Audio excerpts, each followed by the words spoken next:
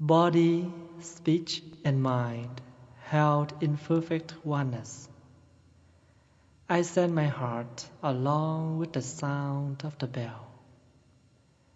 May the hearers awaken from forgetfulness and transcend all anxiety and sorrow.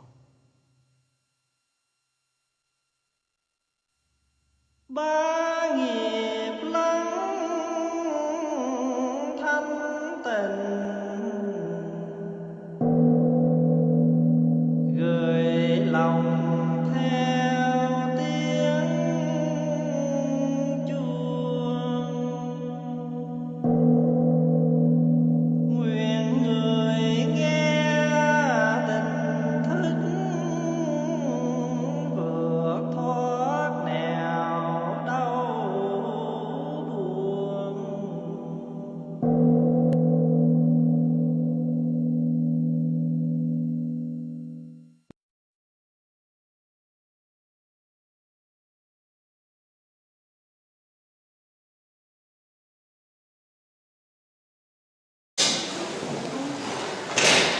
Good morning, my dear brothers, sisters, friends. Today is Sunday, the 31st of January 2016. We are having our weekly Sunday service. Also, today is a special day for all of us because next Sunday there will be the celebration to celebrate the New Year's Eve, Vietnamese New Year's Eve. According to the tradition, at the year end, we used to think about our ancestors who passed away in many generations in the past.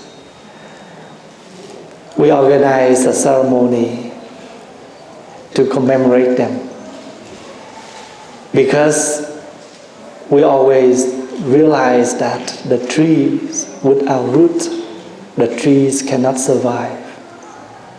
As a human, if we cut off the roots with our ancestors, we are unable to continue our living. If you look on my left hand side, there is the altar in the middle. That is the altar of the ancestors. So after this the Dhamma talk, we all stand up and turn to this side toward our ancestor altar. And silently, you make your own invitation to your ancestors. I am sure that we are sitting here and we all have our ancestors. At least like your grandparents is the one who close you. So silently invite. Today, I would like to invite all the ancestors of our family. Please come here in this temple. We are thinking about you. Because that is the way to nourish the roots. This is the way to nourish the traditions, the cultures. I'm happy that many of my sister brothers, as my generation, they start to come to temple regularly and they start to attend more activities because their parents now getting old, or some parents already passed away. Now it's their turn. And if they don't do it, so after they finish, their next generation, that means their children, will not know nothing and they cannot continue our work. We settle our life in the West around 41 years. And within 41 years, we try too much work. We work very hard in order to build up the foundation right now for our family, our children. and we will never want after our generation, and that's it.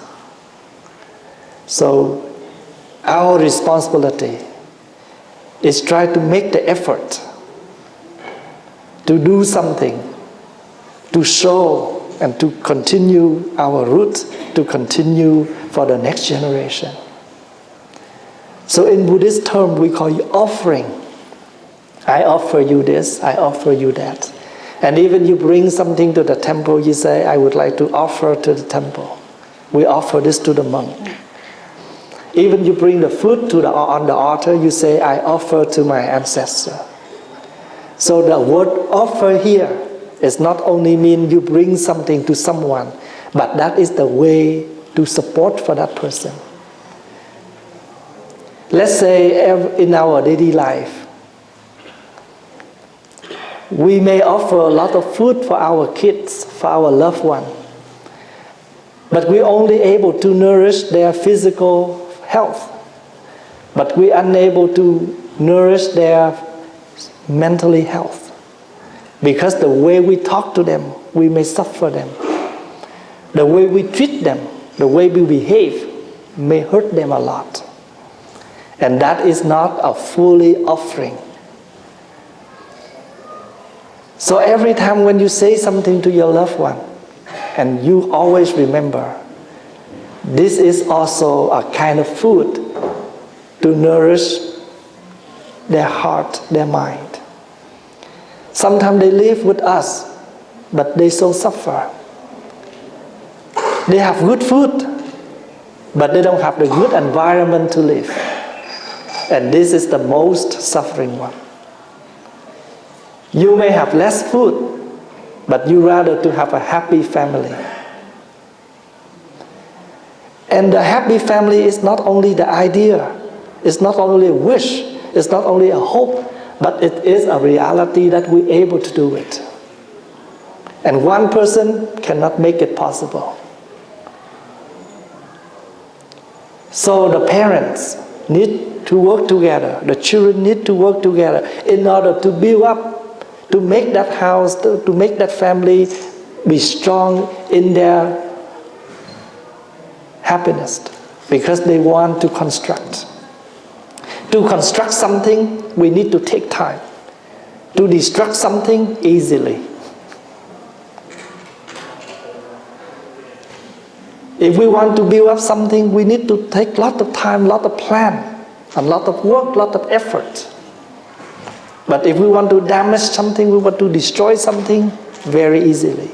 Just a word can destroy everything. Sometimes we work so hard to build up a relationship, but just 5 minutes arguments, everything can be done. Everything can be sink down to the bottom of the ocean. So what we are coming here regularly on Sunday, not to pray the Buddha, but the word pray in Buddhist practice means we come back to recite what the Buddha taught us. So to make the words, to make the teachings stay in us stronger, firmly. And we're able to apply the teachings in order to make the meaning of it become reality. Worshipping is only a symbol, like you bow the Buddha 3 times. You bow to the teacher. You bow the teachings of the teacher. And you bow to the community. And you see that on the 3rd bow, you will realize you are related. Even the one who suffer you, they still your roots. Let's say your mom suffer you. Your dad suffer you. Your grandparents suffer you. And you also may suffer them too. So the 3rd bow we bow, the first bow we bow, we realize we have the root. 2nd bow we know that no matter they are good ancestor or bad ancestor, they have a lot of positives, they have a lot of negatives, they still our ancestor. It's like when you're young, you did a lot of wrong things, but your parents still take you. Your parents, still embrace you. Why they do that? Because their heart always open. Their capacity is very much. That's why they always can take you. They can bring you in. You may betray your parents, but your parents never betray you. You may refuse who you are, but your country, your nation, your ancestor never refuse you. Like sometimes we so suffer. We come to the Buddha, but when we're happy, we never see you. We only come to the Buddha when we suffer. And when we're happy, we are visiting somewhere. Not here. So what is the meaning coming to your root? Besides coming to your root as ancestor, you should coming to the root, to the source of your own suffering too. If you know what is the source of your suffering, you will know how to make it possible. You will try to make it stronger.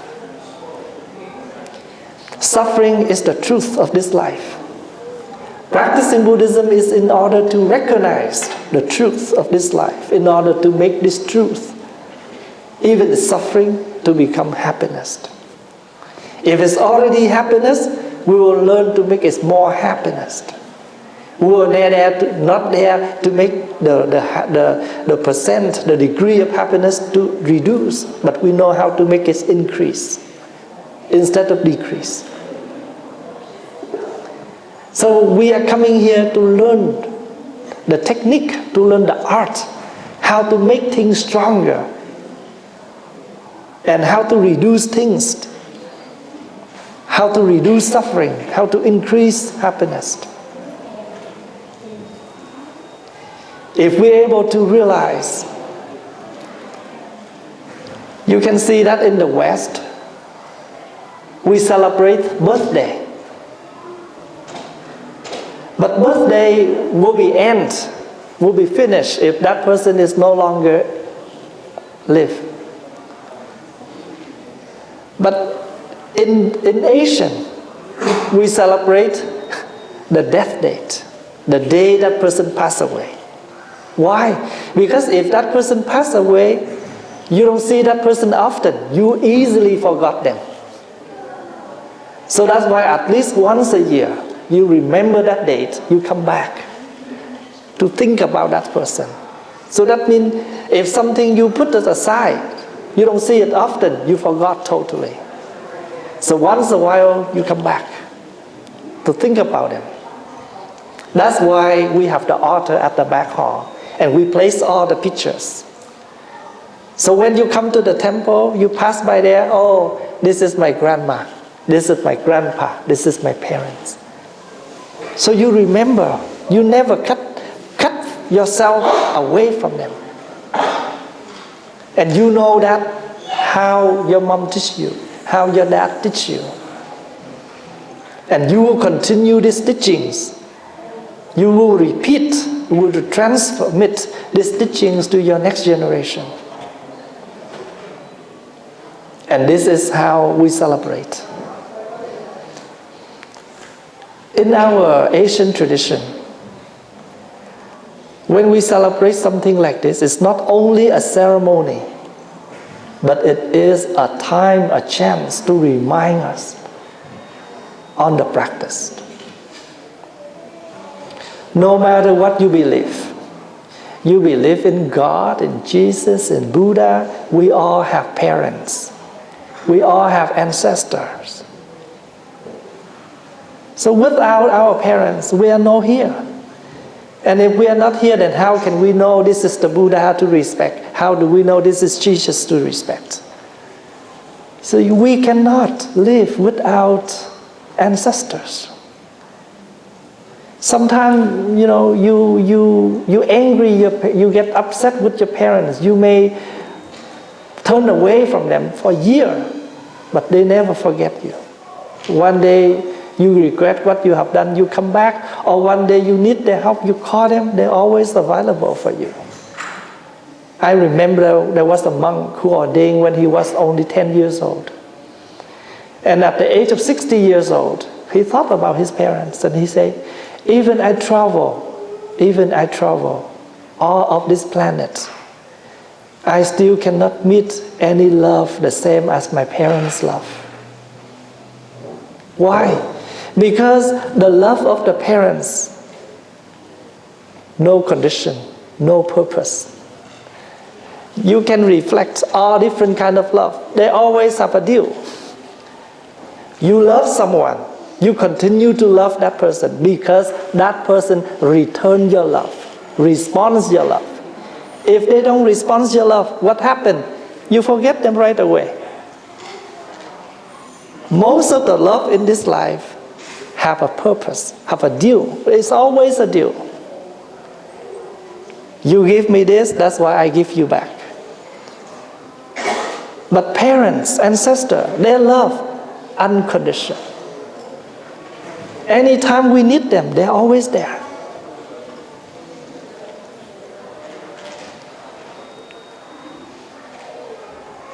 You know, for many years, I haven't had a chance to go back to my home to visit my parents, even they just 50 minutes away from the temple. But I still don't have that much time to visit them. I see them every week in the temple. But sometimes I wish that I can have time to, pay them a visit so I can sit and talk with them. But because of the temple's work, keep me always busy. And I travel a lot, and when I have time, I want to stay in the temple more with the monks and the nuns. Sometimes I feel that I missed. I did not complete one of my work. I missed the way I treat my parents. So you have more time, you have more chance, go ahead and do it. In our community, some of the family, I really respect them because I can see how they treat, how they love their parents. Even their parents pass away. But every time when they come to the temple, I still can see they feel that their parents still there for them. I feel it. It's really touch. Our master here, he's very lucky. He is now 68 years old, but his parents still alive in the States. So once a year, at least, he pay a visit to United States to visit them. Very lucky man. So today, before we celebrate welcoming the new year, we always have this ceremony in the temple and also in your home. Please, now it is time for you to pay attention how your parents do it.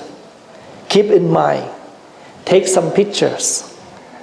So when they are unable to continue this job, this work, you know how to do it. The master is almost 70. I'm also more than 40. My next generation is the young monks. They will continue our work. So I hope that they also pay attention to how we done. So they can continue this work, this beautiful work for the community. Remember, we live together as a community. We need to remind each other. If you know that this week the temple have this ceremony, your friends may not know. You may make a phone call to them, remind them.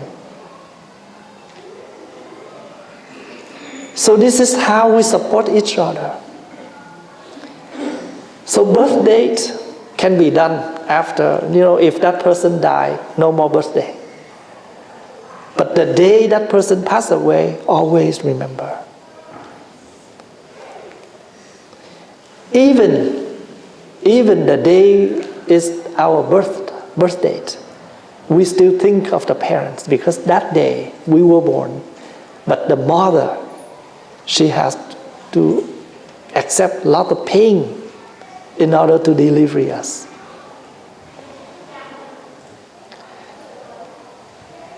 So after the talk, we will all turn to the ancestor altar and silently make your own invitation to all your parents, ancestors who passed away. Invite them to be here with us on this year-end celebration. Thank you for your time, your effort.